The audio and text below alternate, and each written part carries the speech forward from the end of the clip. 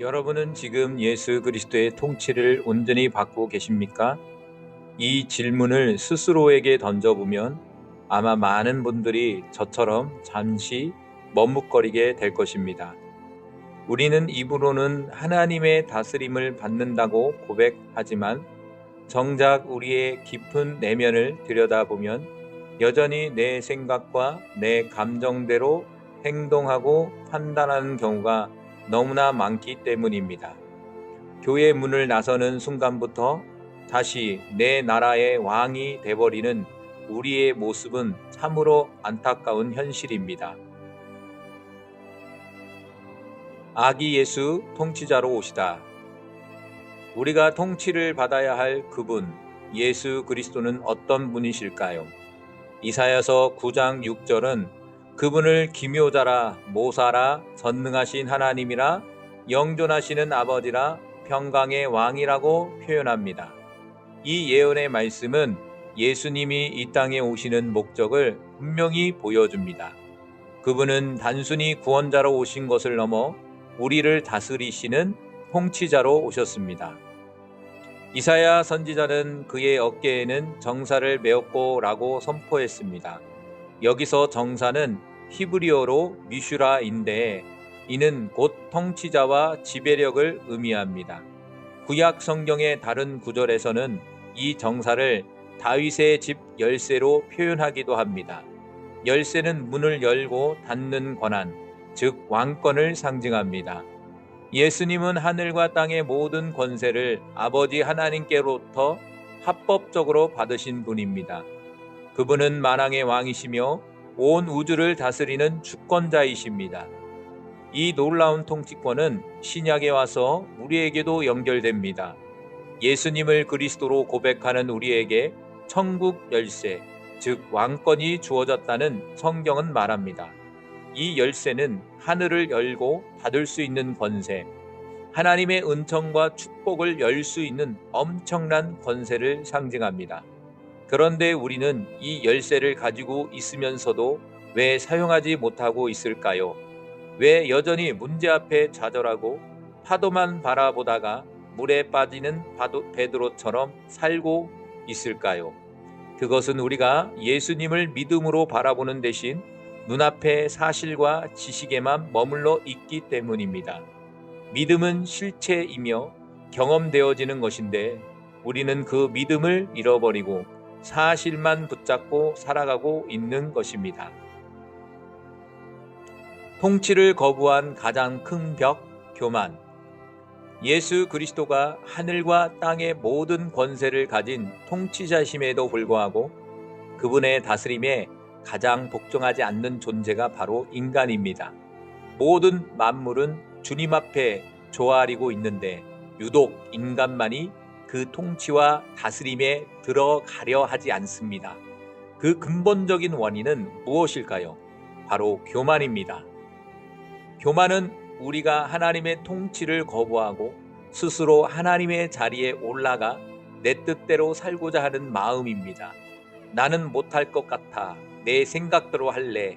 내 마음에 맞으면 순종하고 아니면 순종하지 않을래 라는 태도가 바로 교만의 증거입니다. 우리가 주님의 음성을 듣기 싫어하는 이유도 마찬가지입니다. 주님의 음성은 우리에게 헌신을 요구하고 사명을 감당하라고 말씀하시기 때문입니다. 우리는 자꾸만 나를 낮게 여기지 않고 내 경험과 내 주관적인 잣대로 남을 판단하며 결국 내가 하나님 자리에 올라가 앉아버립니다. 제가 목회자로서 제 자신을 돌아볼 때도 마찬가지입니다. 말씀을 지식으로만 받아들이고 믿음으로 결단하지 못할 때가 얼마나 많은지 모릅니다. 믿음으로 받아들이지 못하니 삶 속에 통치가 일어나지 않고 그분이 일하지도 못하게 됩니다. 결국 내 맘대로 해보지만 하나님의 사람들은 결국 고통스러운 과정을 거쳐 다시 제자리로 돌아오게 됩니다. 우리가 지금 해결되지 못하는 어려운 상황 속에 머물고 있다면 그것은 아직 깨트려지지 않는 교만이 남아있기 때문일 수 있습니다. 고난을 통해 배우는 겸손과 통치의 회복. 성경은 교만으로 망했지만 고난을 통해 겸손을 배우고 하나님의 통치를 회복한 한 왕의 이야기를 들려줍니다. 바로 바벨론의 느부갓네살 왕입니다. 그는 자신의 능력과 권세로 거대한 바벨론을 건설했다라고 자랑했습니다. 이 큰 바벨론은 내가 능력과 권세로 건설하여 나의 도성으로 삼고 이곳으로 내 위엄과 영광을 나타낸 것이 아니냐라고 혼잣말을 했을 때 하늘의 음성이 들렸습니다. 그 즉시 느부갓네살 왕은 왕위에서 쫓겨나 들짐승처럼 풀을 먹고 사는 고통스러운 7년의 시간을 보냈습니다. 머리털은 독수리 털처럼 자랐고 손톱은 새 발톱처럼 변했습니다. 학자들은 이를 중증 치매와 같은 정신 이상 상태로 해석하기도 합니다. 이 7년의 고난은 그가 자신의 힘으로 한 것이 아니라 지극히 높으신 이가 사람의 나라를 다스리시며 자기 뜻대로 그것을 누구에게 주시는 줄 알기까지 이르도록 하나님이 허락하신 기간이었습니다. 7년의 고통 끝난 후 느부갓네살 왕은 이렇게 고백합니다. 교만하게 행하는 자를 그가 능히 낮추심이라. 이 고난은 그를 파멸시킨 것이 아니라 오히려 더 훌륭하고 위대한 왕으로 성장시키는 발판이 되었습니다. 이 느부갓네살 왕의 이야기는 오늘날 우리에게도 동일하게 적용됩니다. 하나님은 우리를 사랑하시기에 우리가 교만하여 그분의 통치 밖에 머물러 있을 때 고난과 시련을 통해 우리를 다루십니다.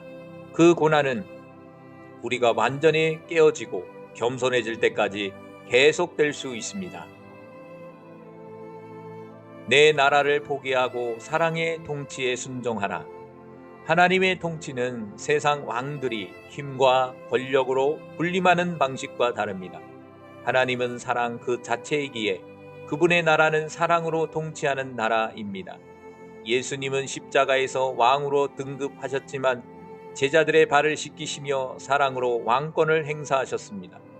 우리가 나라에 임하옵시며 라고 기도할 때 그것은 단순히 죽어서 갈 천국을 바라보는 기도가 아닙니다. 그것은 내 나라가 끝났고 하나님의 나라가 임하소서라는 자기 부인의 기도이며 사랑의 통치로 다스려 주옵소서라는 회복을 위한 기도입니다. 내 나라를 이루려는 탐욕과 욕심을 내려놓을 때 비로소 우리는 하나님이 허락하신 사랑과 용서의 질서 가운데 거할 수 있습니다. 하나님의 통치는 하나님의 말씀에 순종하는 삶으로 드러납니다.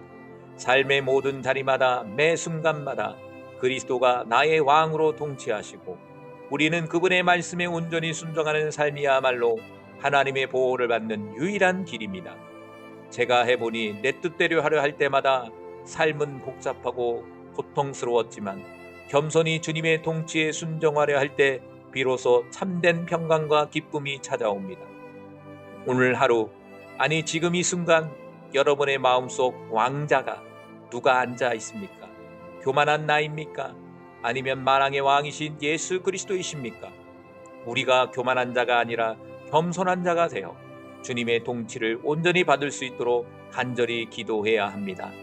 주님 말씀에 완전히 순종하며 살아갈 때 우리는 비로소 하나님의 영광에 이르는 길을 걷게 될 것입니다.